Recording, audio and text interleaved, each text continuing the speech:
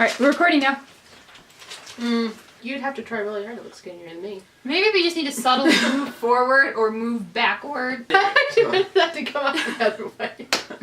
Hello everyone, welcome back to MediaRealming, and today we have Josiah, Heather, me, and Meghan. My name is me, by the way. That's the thing. We are going to be reviewing Into the Spider-Verse. Fact. And you knew that because you read the stupid title. But you thought it was clickbait, didn't you? Tricked ya! Let's do this and not take 3 years, okay? Let's go. Let's just start.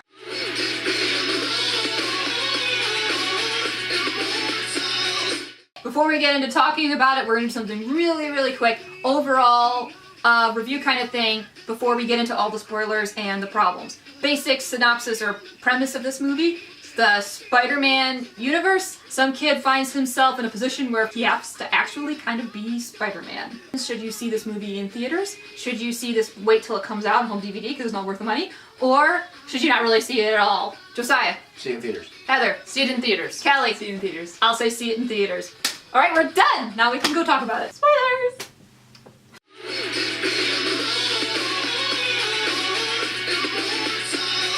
Josiah, say something intelligent. Okay. That's intelligent. It was a very good movie. Very well written. The animation was amazing. I think it was like a perfect movie for the type of movie that it was. I absolutely loved the animation. And it was sort of like a 2D/3D type. It was like the best of both worlds. The animation was amazing. The writing was amazing. And the acting was amazing. Actually, there's not very much that you can say that's not amazing. It's actually a very good movie, especially for a Marvel movie. I don't know why Marvel could do Spider-Man well.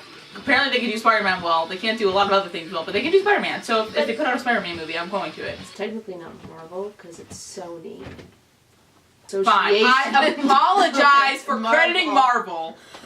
My mistake. It's really good. Made me cry a lot. It's not a pretty sight. It was just a fun story. It was a clean story. It was entertaining. There were some twists and turns that were unexpected. It was well thought out. Like, it wasn't just like thrown together. It actually had heart. One of its main strong suits was actually the writing. Peter Parker. His voice was really nice. Whoever that actor, that was a really nice voice. What I like about Miles is that it kind of came down on his head at once at the very end, but it was sort of like a progression, and he felt empathy for Miles, and he felt like you could be Miles, and that was probably what they were going for. They were going for. But they did a lot of complicated things that would be difficult for a lot of movies to do. We had a character arc, we had a character death, we had touching moments, we had funny moments, we had serious moments, we had the colliding of the universes where you wind up with all these different Spider-Mans. The other big one was they're infiltrating at the end of the movie, and they have to get past this big fancy dinner thing, and all the waiters are wearing Spider-Man outfits. If I went into a story meeting and I said, this is what we're gonna do, this is how they're gonna get into the secret base, I think I'd be laughed out of town. But it worked! So that's what's amazing about this movie to me, is they took a lot of difficult things and they just made them happen. Kind of like taking a normal kid and giving him Spider-Man powers. They did a good job.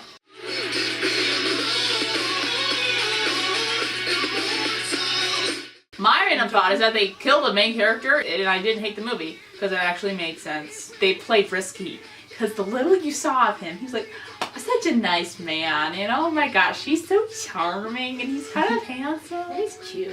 And then they just kill him. Actually, I'm glad they didn't bring him back. Miles needs to be the only Spider-Man in that universe, so it makes sense that he died. Having the Peter Parker of that universe would have hurt the story, and it would have hurt Miles' character growth. I think it actually would have gotten in the way because it would have been a little too easy. They somehow managed to not make the Spider-Pig annoying. I don't know how they did that. They brought in impressive. a hog to dress up as Spider-Man, and it was not obnoxious. That was amazing. My random thought is, I feel like they gave an unusually low amount of backstory for the Spider-Woman character. Not so much backstory as in before she got there, but I mean after she got there, she seemed to be enrolled in the school, she had the uniform, she had the books, or at the very least, this was a very well done disguise. Like, nobody wondered who this person was that was in all their classes. Then we have, she's at the bad guy's base with a coat on. I guess maybe she's an intern or something, but they never explain it, they never go into it, and then we see her later. At the end, she's contacting Miles, even though the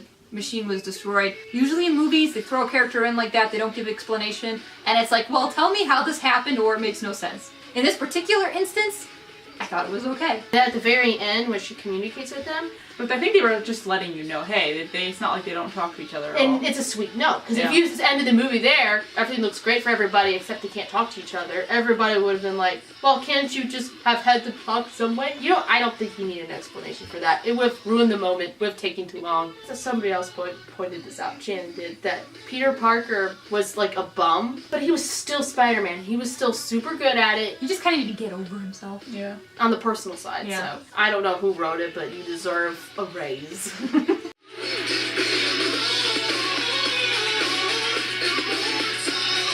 Cons next. I don't really have any cons. I'm gonna say Peter Parker dying. I wish they would have brought him back at the end. I understand why they didn't. I don't hold it against them story-wise. It was not a story writing mistake. It's just, for my sensitive soul, I would have preferred that the nice man would have been able to come back. If they had brought Peter Parker back, it would have been a story mistake. Because if he had come back, Miles would have been just like an amateur sidekick Spider-Man, and that would have destroyed things. Comment. Do you think they should have brought it back? What it set out to do, it did. Extraordinarily So well. it's about whether or not you like this kind of movie.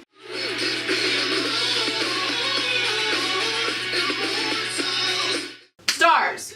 Meghan. I have to think about whether to give it a 9 or a 10 because I don't know if Peter Parker's death changes anything. So you start, I'm gonna think about it. Josiah. How many stars? 9.